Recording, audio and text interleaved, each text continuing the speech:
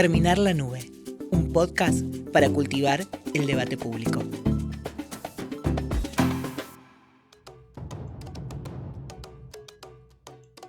El podcast Germinar la Nube es parte de la campaña Cultivar el Debate, que promovemos desde la Asociación Civil Comunicación para la Igualdad con el apoyo de la Fundación Heinrich Böll. Buscamos generar instancias de sensibilización e información en torno al cuidado del debate público y la libertad de expresión. En este episodio nos vamos a meter con la inteligencia artificial y las redes sociales. Trataremos de ver cómo las formas de funcionamiento de los algoritmos y las prácticas de las plataformas digitales afectan el debate público. Partiremos del concepto de ciudadanía digital desarrollado por UNESCO para pensar en los sesgos algorítmicos, especialmente de género, pero también raciales, de edad, entre otros, y buscaremos analizar cómo la dinámica misma de las redes, más allá de las personas usuarias, impacta en la forma de comunicarnos y en las posibilidades de ampliación de la violencia. Para ayudarnos a pensar, hoy tenemos a dos invitades, Consuelo López y Luciano Galup. Bienvenidos a Germinar la Nube, episodio 4. ¿Ejercemos ciudadanía en Internet? Hola a quienes están escuchando este nuevo episodio, les saludo y también saludo a Sandra Chaer, que nos va a estar acompañando una vez más. ¿Cómo estás? ¿Qué tal, Ludmila? ¿Cómo estás acá en este cuarto episodio? Bueno, como escuchábamos en la intro, en este episodio vamos a pensar en algunas dimensiones de la ciudadanía digital, pero para eso te propongo que empecemos por repasar la definición de este concepto todavía bastante nuevo, ¿no? Para muchas personas. ¿Qué es la ciudadanía digital? Sí, efectivamente es un concepto que no es muy conocido, que además está en construcción permanente y que lo empezó a acuñar UNESCO en algunas publicaciones recientes.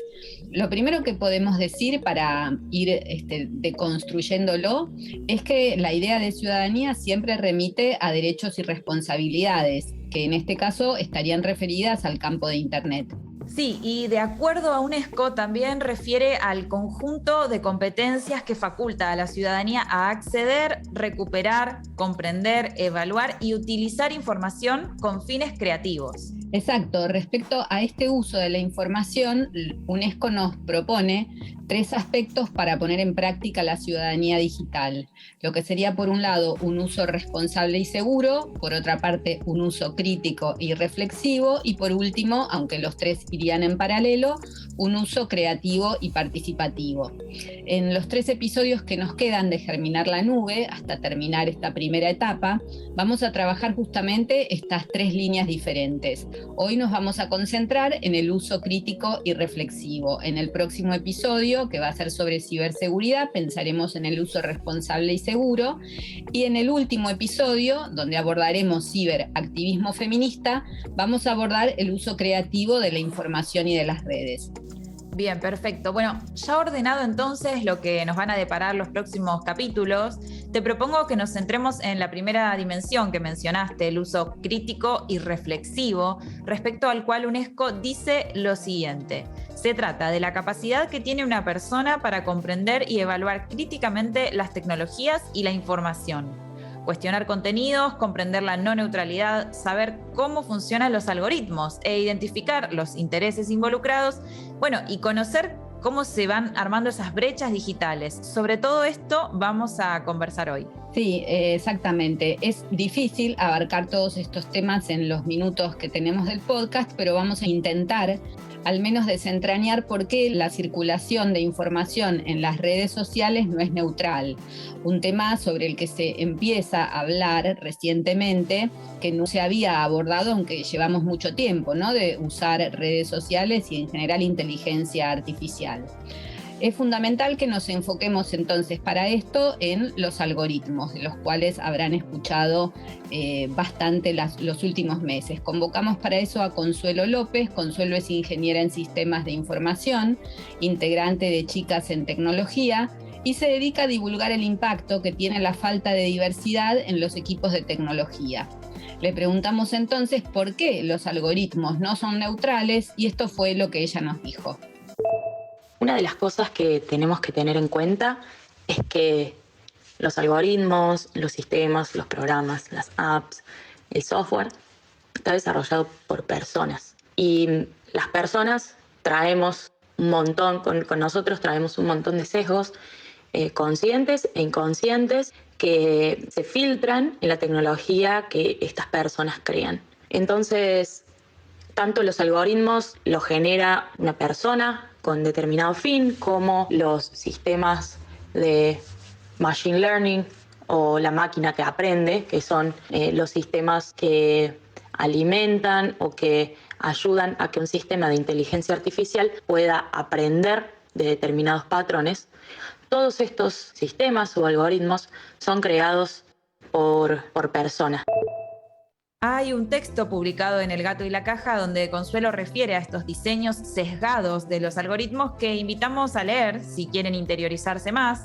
Asimismo, en Netflix está el documental Prejuicio Cifrado, se llama en inglés Coded Bias, que cuenta la historia de Joe Bolaouini, fundadora de la Liga por la Justicia Algorítmica en Estados Unidos, y lo que ella experimentó en carne propia para llegar a la fundación de dicha organización, ¿no? Todo lo que tuvo que atravesar hasta convertirse en lo que es hoy, que es una importante activista por a tener algoritmos más inclusivos. Sí, exacto, es un activismo que va creciendo indudablemente y que ya no se cierra o no queda dentro de las fronteras del norte global. Hay muchas iniciativas en el sur global y entre ellas justamente está Chicas en Tecnología. Vamos a volver a escuchar ahora a Consuelo sobre cuáles son las estrategias que deberíamos poner en juego para desarmar estos sesgos. Bueno, primero creo que no hay una única bala de plata para desarmar esto, sino que esto es la combinación de un montón de factores que incluso que escapan a la tecnología, sino que está impregnado en las diferentes esferas sociales en las que vivimos. Pero en particular en la tecnología, lo que yo creo es que en lo que primero debemos enfocarnos es empezar a construir equipos de trabajo más diversos.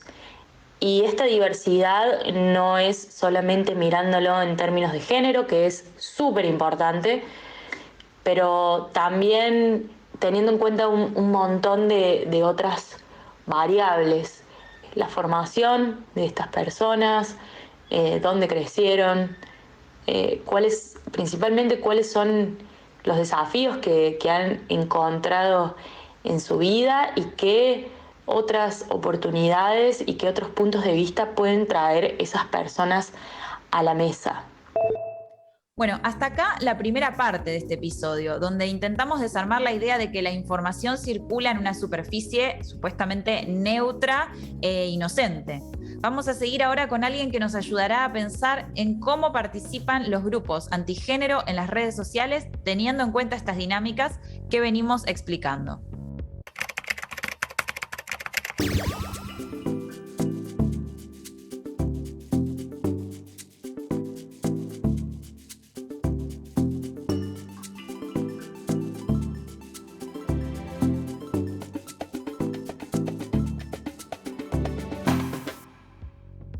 Retomamos entonces con un invitado, Luciano Galup, que nos va a ayudar un poco a pensar estos temas que venimos conversando. Luciano es comunicador y autor de Big Data y Política, de los relatos a los datos, persuadir en la era de las redes sociales. ¿Qué tal, Luciano? ¿Cómo estás? Hola, Sandra, ¿cómo estás? Muy bien yo. Bueno, me alegro mucho. Vamos con la primera pregunta entonces. Vos estudiaste en el libro, comentás, el comportamiento que tienen en Twitter los grupos antigénero en relación a una etiqueta particular vinculada con aborto y a otros temas. Entonces la primera pregunta que queríamos hacerte es cómo definís el uso que hacen de Twitter y en general de las redes sociales estos grupos. A ver, en principio son formas de intervenir en el debate público, ¿no? Que ahí hay que diferenciar entre las que son orgánicas y en ese sentido podríamos decir legítimas, porque son ciudadanos y ciudadanas expresándose más allá de si están de acuerdo con lo que dicen o no. Pero al mismo tiempo lo que generan las redes y lo que permiten las redes es construir pequeños universos o cerrar universos para dar la idea de que ciertas minorías o ciertas posiciones minoritarias o ciertas posiciones que tensionan mucho al debate público adquieren carácter de mayoría. En ese sentido, como que se rompe un poco esa idea de las espirales de silencio en las cuales las posiciones más extremas quedaban como aisladas del debate público, y eso muchas veces se genera no solo con contenido orgánico, sino también simulando contenido creado no por ciudadanos y ciudadanas que emiten sus opiniones, sino replicando contenido a partir de computadoras, de bots y de cuentas no legítimas en términos de que es una persona expresando sus opiniones. Lo que generan las redes es esta idea de multitud o de una multitud que acompaña tu forma de pensar, y para eso se producen este tipo de acciones, ¿no? Es sobre todo para reafirmarte en una identidad en la cual sentís que hay un montón de gente que convalida o que habilita tus formas de pensar. No pasa solamente en cuestiones de género, en cuestiones de aborto, como se analiza por ahí en el libro, se analizó bastante el año pasado durante todo el tema del debate, sino que pasa en casi cualquier disyuntivo o en cualquier debate que esté muy polarizado, y hoy vivimos situaciones en las cuales casi cualquier debate público se encuentra polarizado. Lo vemos, por ejemplo, con el tema vacunas, con el tema cuarentena. O sea, son casi todos los debates están cruzados por la ideología de quien interviene en ese debate, y los posicionamientos son muchas veces muy enfrentados, muy difíciles de construir alguna especie de consenso o punto de diálogo. Con lo cual, estas acciones lo que hacen es reforzar esas ideas de irte para un extremo, y terminan tensionando más el debate público, ¿no? En el libro vos haces referencia a una ciberacción por parte de grupos antigénero y también por parte del activismo feminista en torno al debate sobre el aborto, con dos etiquetas obviamente diferentes, y cómo una resulta, al ser una acción orgánica, mucho más voluminosa, la del activismo feminista, que la de los grupos antigénero, que resulta en un volumen mucho menor porque justamente están intentando mover una etiqueta no orgánica. ¿Nos podés ampliar un poquito sobre esto? Vamos a hablar puntualmente de Twitter, que es donde es más fácil de realizar este tipo de acciones y de analizarlas al mismo tiempo. Las conversaciones generadas por usuarios orgánicos suelen tener mucho más densitud, mucho más densidad en la forma en la que eso alcanza, se debate, se construye la conversación. Porque obviamente son personas que están interactuando todo el tiempo con contenidos, que tienen la complejidad de los argumentos humanos. Cuando atrás de esos contenidos hay bots o hay computadoras, las acciones son mucho más simples porque son computadoras, con lo cual no tienen esa complejidad y no tienen esa capacidad de generar alcances cruzados o mucho más complejos de interacciones más profundas. Entonces, cuando son solo computadoras es bastante fácil de darse cuenta que eso sucede, porque las formas en las que sucede es que son muy rápidas, crecen muy rápido en cantidad de tweets, por ejemplo, o en cantidad de retweets. Los tweets o los retweets, los contenidos son bastante lineales, son bastante simples, son bastante predecibles. Las cuentas son bastante predecibles desde sus imágenes, sus biografías. Y entonces eso genera que no haya ninguna cuenta, por ejemplo, de las que llamamos como cuentas que son autoridad en la red, las cuentas de, podríamos decirle, influencers, que retomen esos contenidos, que interactúen con esos contenidos, que los retuiteen, que los discutan, que los compartan. Entonces eso hace que los alcances sean muy chatos, no tienen picos, no tienen grandes volúmenes. Sí, solo generan mucho volumen de tweets, pero cuando uno se pone a ver cómo es la interacción ahí adentro, suele ser muy chato. O sea, es más por la galería. De nuevo es esta idea de generar la idea de que hay grandes volúmenes de población que acompañan determinados debates. Esto no quiere decir que así sea, o sea, no hay que negar que hay un sector muy importante de la población que está en contra del aborto. Porque pasa que muchas veces eso no necesariamente se manifiesta en redes, o muchas veces lo que se necesita es como empujar la piedra para que empiece a avanzar. Nadie es el primero que lo dice. Entonces muchas veces estas acciones lo que hacen o lo que generan es esta idea de que, bueno, ya hay alguien que es el primero que lo dice y habilitan a tomar la palabra. Todas las redes están súper fragmentadas, sus usos son fragmentados, con lo cual no hay una red en la cual vos puedas decir, bueno, esta es la opinión pública, que eso también es muchas veces en lo que se equivocan para bien y para mal, para bien para ellos y para mal para ellos, quienes tienen responsabilidades políticas o quienes participan de política, de creer que son repudiados o son aplaudidos por lo que se discute en redes, cuando en realidad eso es un pedacito de lo que está pasando en el conjunto.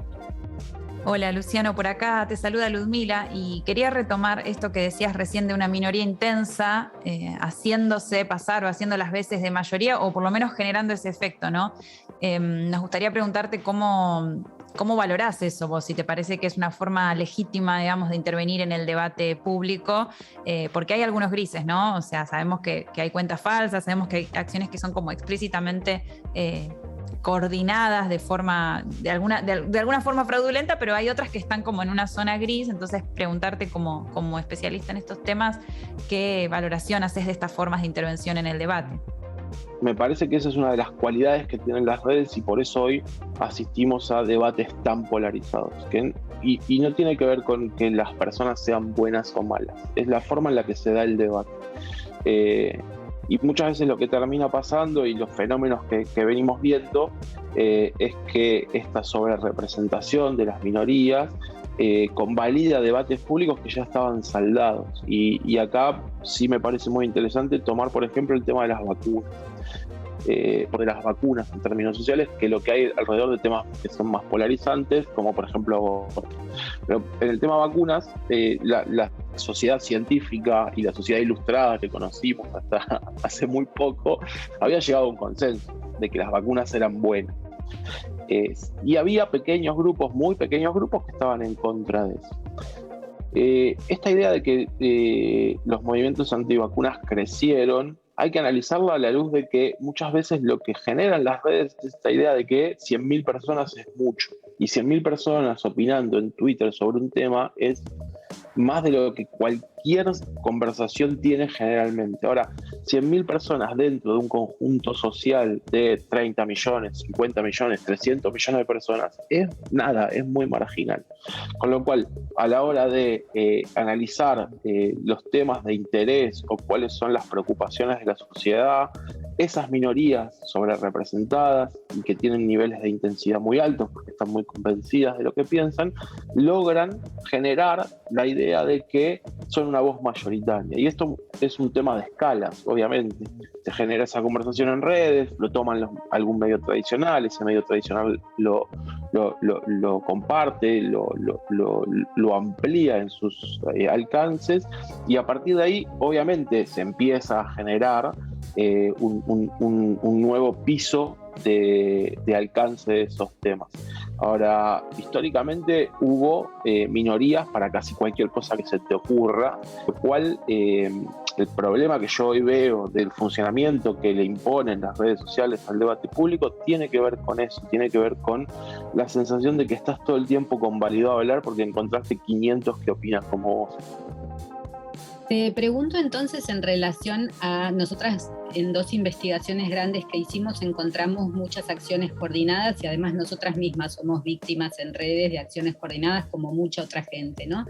Entonces ahí lo que te preguntamos es, nosotras vemos en relación con estas acciones que es muy fácil detectar, a vos te empiezan a atacar un día, son mucha cantidad de ataques que recibís en muy poco tiempo, incluso, no sé si todas las redes, pero por lo menos Twitter te ofrece rápidamente si querés bloquear, porque el sistema mismo detecta el ataque. Entonces acá la pregunta que nosotras siempre nos hacemos, y se la hemos hecho también a Twitter en un taller que nos ofrecieron y nunca obtuvimos respuesta, es por qué las plataformas no detienen estos ataques, que cuando vos además te pones a buscar quiénes te atacaron, la mayoría de las cuentas son cuentas fake, con 3 o 4 letras y 3 o 4 números, con muy poca cantidad de seguidoras y seguidores.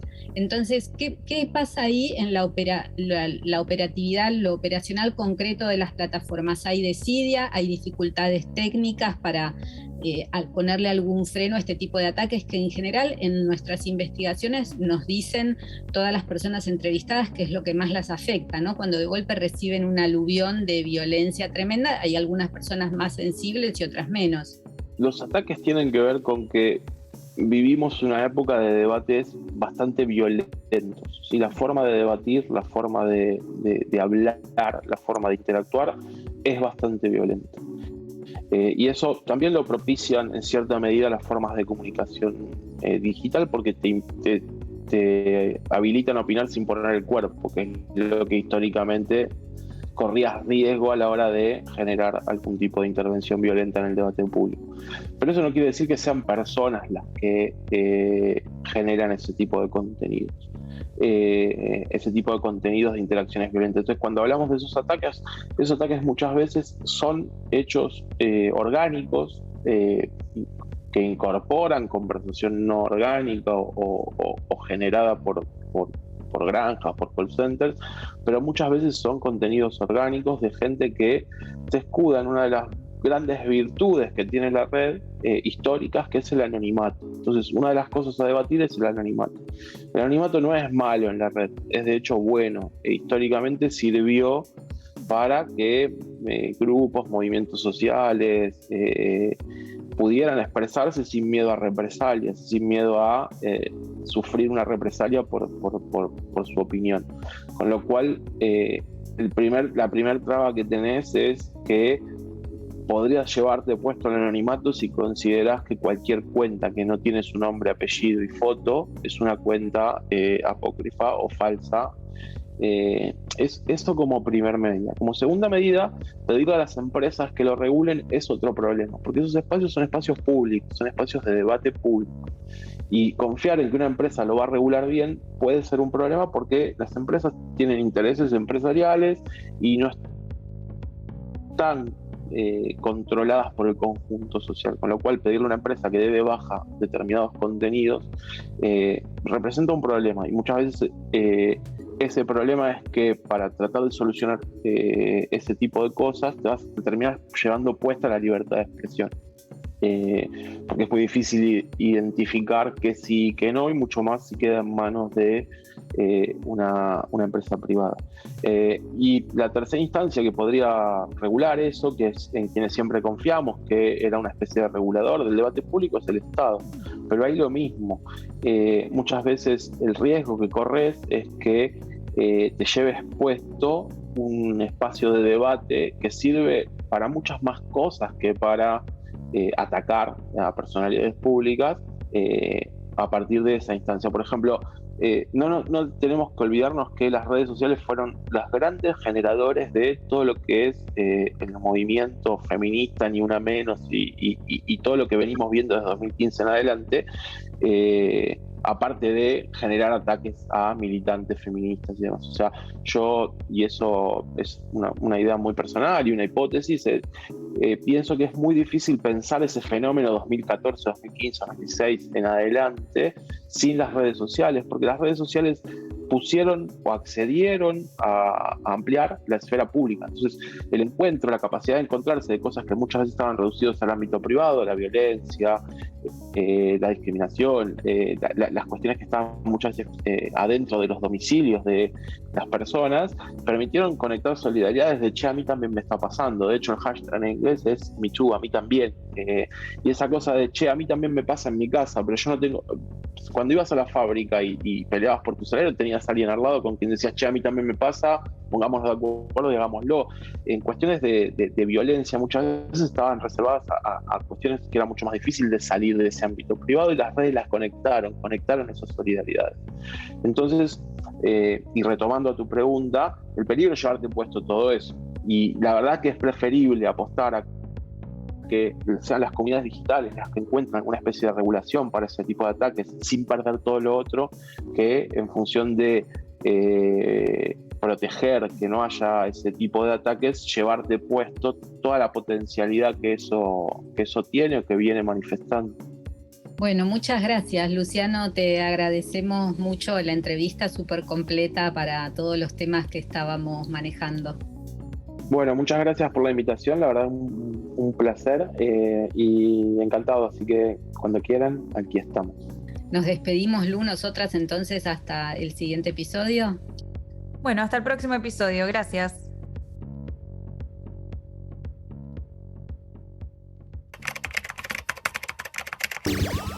Escuchaste un podcast de Comunicación para la Igualdad, realizado con el apoyo de la Fundación Heinrich Böll. En la conducción y producción, Sandra Chaer y Ludmila Fernández López. En la locución, Celeste Giacheta. Grabado y editado por 25 Horas Producciones. Este podcast es parte de la campaña Cultivar el Debate. Seguinos en nuestras redes sociales para conocer más, en Instagram, en Twitter, en Facebook y en comunicarigualdad.com.ar.